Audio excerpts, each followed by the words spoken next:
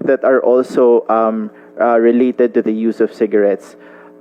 There's also this whole issue of parallel marketing. So in places that children cannot avoid, for example, barber shops, for example, cafes, places that teenagers will probably frequent, you have in some occasions you have vape products being peddled in these places as well.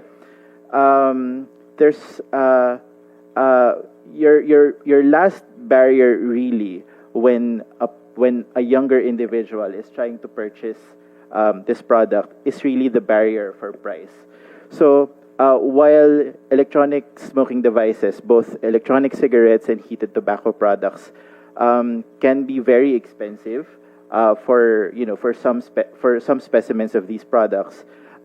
Most of the time, from the same manufacturer, you also have cheaper versions of the same product. So they have an aspirational product, an aspirational heated tobacco product that is more featured in the advertisements. But they also have a cheaper heated tobacco product, a cheaper electronic cigarette that will always be there, available to younger children. So within the purchasing power of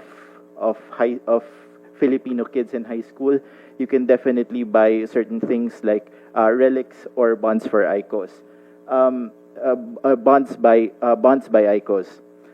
It's when you take a look at this is why we're very much pleased with the commitment from the Honorable Chair that the indexation for electronic smoking devices, for the tax rates, for the specific tax that will be applied to these products will not be touched, because it matters that we do not just benchmark the increases in the specific tax to the changes that are to the changes brought about by inflation. Of course, there's also the increase in the purchasing power of the Filipino people, and the prices of these products have to keep up with that, in addition to keeping up with inflation.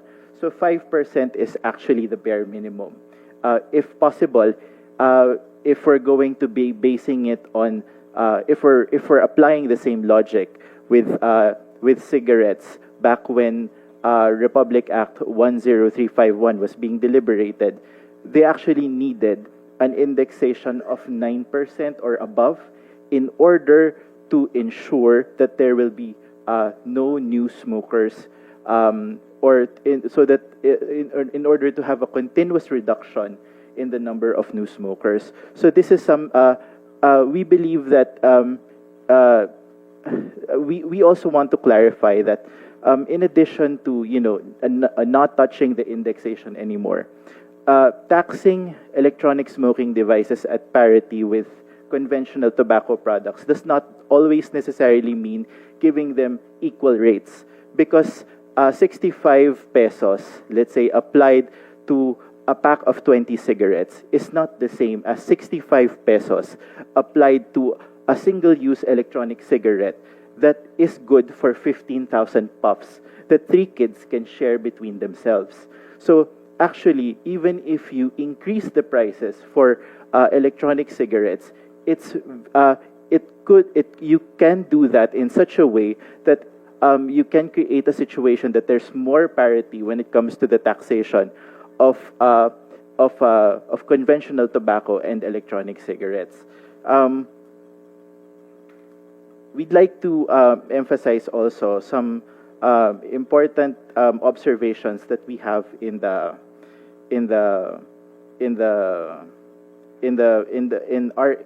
House Bill number 11360 as currently drafted.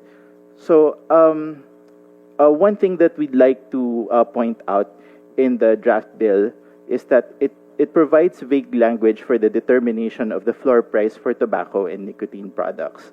So as it stands, when floor prices for tobacco and other recreational nicotine products are determined by quote-unquote the applicable taxes, reasonable production cost, and trade margins for the lowest price brands registered with the Bureau of Internal Revenue, the industry is given more flexibility to maximize the earning potential of both their low and high price segments of recreational nicotine products.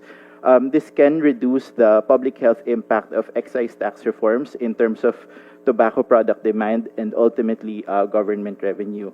So how does this happen? Okay, so if the floor price determination allows for too much flexibility for the tobacco industry, then the industry can simply reduce the prices for their lower cost products and leverage the bigger elasticity value for these products and increase the demand for these product segments.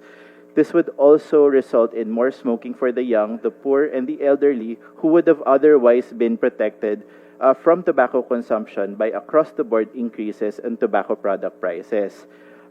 This would go in hand with the typical industry strategy of overshifting for their most expensive product tiers, which because the effect for the industry would be the same as the effect for the government. If you increase the price in the setting for a product that has that is relatively inelastic, what tends to happen is that you have a somewhat smaller number of removals, but a larger fraction of the revenue would be captured by the industry as profit. And because unit pack removals are lower, then the government would end up having much smaller revenue. So, instead of the permissive guidance from the proposed legislation, we strongly suggest that the BIR revert to price surveys for floor price determinations for recreational nicotine products. We also believe that that the price surveys, as in RA 10351, should be more transparent so that it can be audited by civil society and the academe as well. Also, we noticed that in the way that the RA 11360 was constructed, roll your own tobacco seems to be given a specific tax that is practically equivalent to that of cigarettes.